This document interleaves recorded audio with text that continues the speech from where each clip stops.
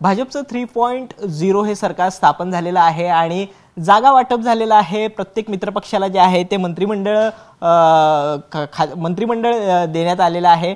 मात्र भाजपने जे आहे ते शिवसेना शिंदे गटाला एक राज्यमंत्रीपद दिलेलं आहे। समाधानी आहात? आम्ही मागितलंच नव्हतं।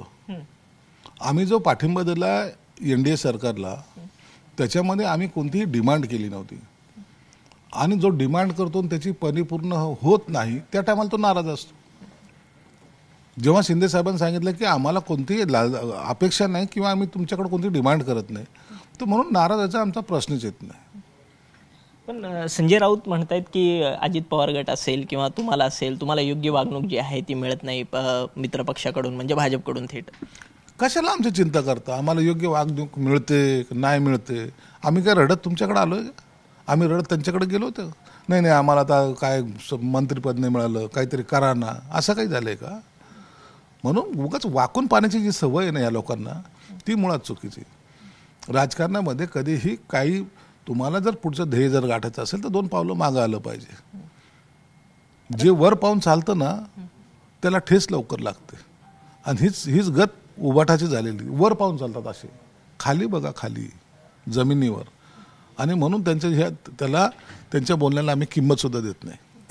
पण तुम्ही आता ज्या पद्धतीने उल्लेख करतायत की ते वर पाहून चालतायत, मात्र एका कार्यकर्त्याने जे आहे ते महाराष्ट्र सदन त्या परिसरामध्ये बॅनरबाजी केलेली आहे की दोन्ही शिवसेनेने जे आहे ते एकत्र येण्याची त्याच्यावरती मजकूर दिसून येतोय। येणार भविष्यात एकत्र, कारण सामान्य कार्यकर्त्याची ती भावना आहे ती होर्डिंगमध्ये दिसते। ही खऱ्या अर्थानं त्या शिवसैनिकांनी आपलं आयुष्य जे शिवसेनेसाठी घातलं ना त्याच्या भावना त्यांनी व्यक्त केलेल्या आहेत। शिवसेना प्रमुखाला अपेक्षित असलेली शिवसेना असावी या मताचे आम्ही आहोत, म्हणून आम्ही दरवेळेला सांगतो की आम्ही शिवसेना प्रमुखांचे विचार घेऊन चाललेलो आहे। बाकीच्यांनी त्यांचे विचार पायदळीत उडवलेत।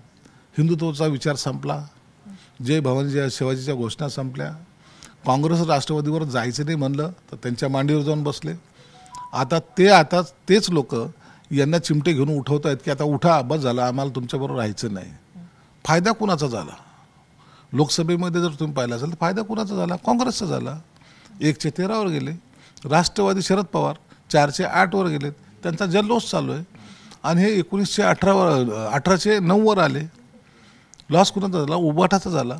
तरी हे पेढे वाटतात, म्हणजे बच्चा किसी के घर में पैदा हुआ, पेढे कोई और बांट रहा है।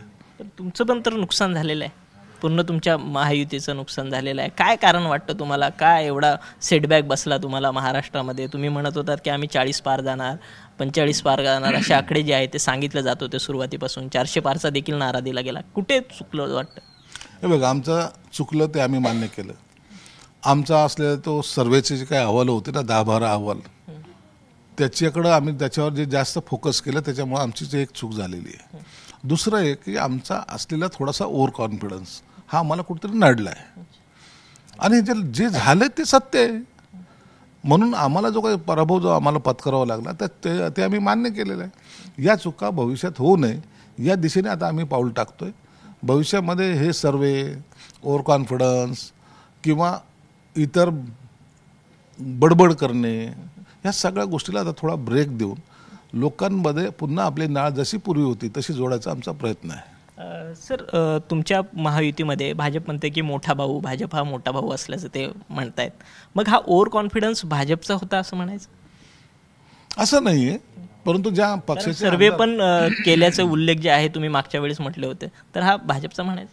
आता ते तर निश्चित आहे ना, ज्याचे आमदार जास्त असतात तर तो स्वतःला मोठा भाऊ समजणारच, आणि मग त्यांच्याबरोबर कॉम्प्रोमाइज करताना त्याच पद्धतीने करावं लागेल।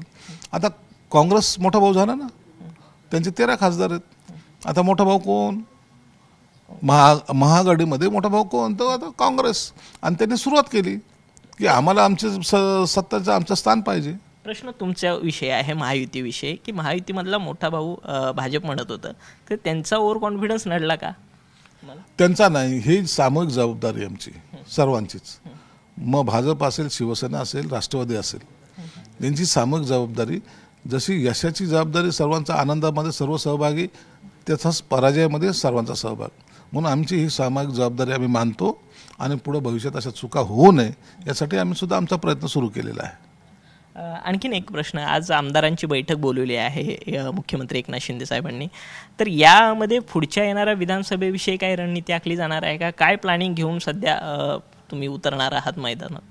निश्चित आम्हाला पुढची विधानसभा हे डोळ्यासमोर लक्ष ठेवायचं आहे.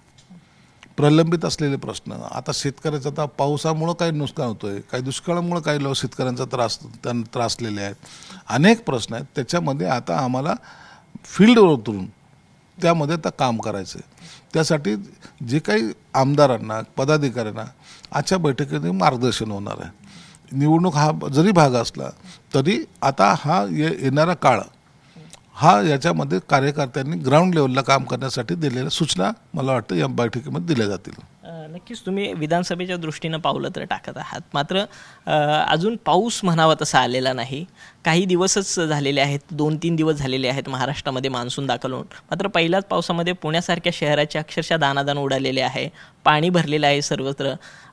कुणाची जबाबदारी आहे नेमकी? कारण निवडणुका ही अजून महापालिकेच्या वगैरे होताना दिसत नाहीत. कुणाची जबाबदारी म्हणावी? नैसर्गिक आपत्तीला आपण नाले सफाई मोठ्या प्रमाणावरती झालेली आहे, तशी होत नाही. मागे आशिष शेलार म्हणालेली की नाले सफाई देखील झाली नाही शहरांमध्ये अनेक ठिकाणी. अनेक ठिकाणचे वेगवेगळे कारण असू शकतात, परंतु काही ठिकाणी नैसर्गिक जेव्हा पाऊस जास्त प्रमाणात पडतो, मग कुठेही असेल तो, पूर्वी मुंबईत उमायची, आज मुंबईत उमत नाही. पुण्याला लागलं, पुण्यामध्ये झाला पाऊस, पुण्यामध्ये पाऊस जास्त प्रमाणात झाला. आता तुम्ही पाहाल नंदुरबारला अक्षरशः केळीचे पूर्ण बाग साफ झालेत पावसामुळं. हे नैसर्गिक आपत्तीला तोंड द्यायलासाठी शासन हे तयार असलं पाहिजे, आणि मला वाटतं त्या भूमिकेमध्ये आज शासन आहेत आणि ह्या सगळ्या गोष्टीवर त्यांचं लक्ष आहे. म्हणून या सर्व कामासाठी जेव्हा एखादी नैसर्गिक आपत्ती येते त्या टायमाला टीका करण्यापेक्षा सर्वांनी मिळून त्या समस्येचं निवारण कसं करता येईल याकडे लक्ष दिलं पाहिजे. नक्कीच हे होते आपल्यासोबत संजय शिरसाटजी. आणि आता काही महिन्यातच विधानसभेच्या निवडणुका ज्या आहेत त्या होऊ घातलेल्या आहेत. शिवसेना शिंदे गटाने जे आहे ते आपल्या आमदारांची बैठक बोलवलेली आहे. यामध्ये सर्व रणनीती जी आहे ती ठरली जाणार असल्याचे देखील माहिती या ठिकाणी शिरसाट यांनी दिलेली आहे. मात्र त्यांनी प्रकर्षाने बोर्ड जे ठेवलेलं आहे ते आता जो लोकसभेच्या निवडणुका झाल्या त्याच्यामध्ये आमचा ओव्हर कॉन्फिडन्स जो आहे तो आम्हाला नडला, अशी भावना जी आहे ती या ठिकाणी शिरसाट व्यक्त करतात. कॅमेरा पर्सन श्रीनिवाससह विशाल सवने, झी 24 तास, मुंबई.